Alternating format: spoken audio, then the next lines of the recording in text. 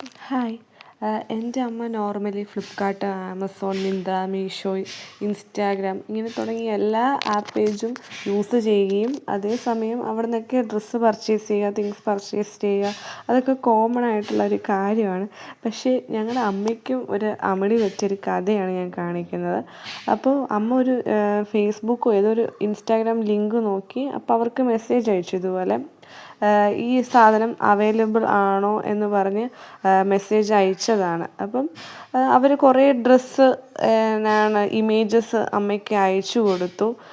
അപ്പോൾ അമ്മ പറഞ്ഞു അതിൽ നിന്നൊരു ഡ്രസ്സ് സെലക്ട് ചെയ്തിട്ട് പറഞ്ഞു ഇത് ഓക്കെയാണ്, ഇതിന് എത്രയാണെന്ന് ചോദിച്ചപ്പോൾ 350 പറഞ്ഞു.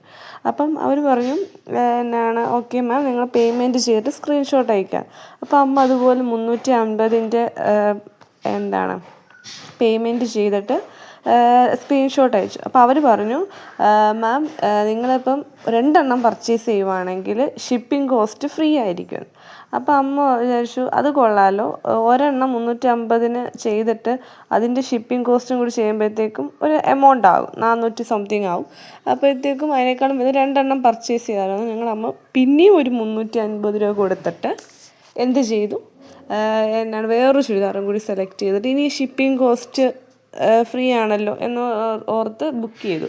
അപ്പോഴാണ് അവരൊരു വമ്പൻ ട്വിസ്റ്റ് അവർ പറയുന്നത്, മാം ഇത് ഡിസ്പാച്ച് ചെയ്യണമെങ്കിൽ ഒരു 999 റുപ്പീസും കൂടി അയക്കണം എന്നാണ് അവർ പറയുന്നത്. അപ്പം അമ്മയ്ക്ക് അപ്പോഴാണ് ഡൗട്ട് അയച്ചത്. അപ്പോൾ അമ്മ പറഞ്ഞു പറ്റത്തില്ല, നിങ്ങൾ തിരിച്ചയക്കരുത്. അപ്പോഴത്തേക്കും തിരിച്ചയക്കാൻ പറഞ്ഞപ്പം അവർ പിന്നെ അവിടെ നിന്നൊരു മെസ്സേജും ഇല്ല. നോക്കിക്ക് അതാണ് അവർ പറയുന്നത്, ഓർഡർ കംപ്ലീറ്റ്. അപ്പോഴത്തേക്ക് അമ്മ പറയും പ്ലീസ് റിട്ടേൺ എന്നൊക്കെ പറഞ്ഞിട്ട് വോയിസ് മെസ്സേജൊക്കെ ഇട്ട് അമ്മ ബ്ലാക്ക് മെയിൽ ചെയ്യുക. അമ്മ എനിക്ക് ഇമോജി അയക്കുന്ന പോലെ അവർക്കൊക്കെ ഇമോജി അയക്കുന്നത് പ്ലീസ് റീഫണ്ട് എന്നൊക്കെ പറയുന്നുണ്ട്.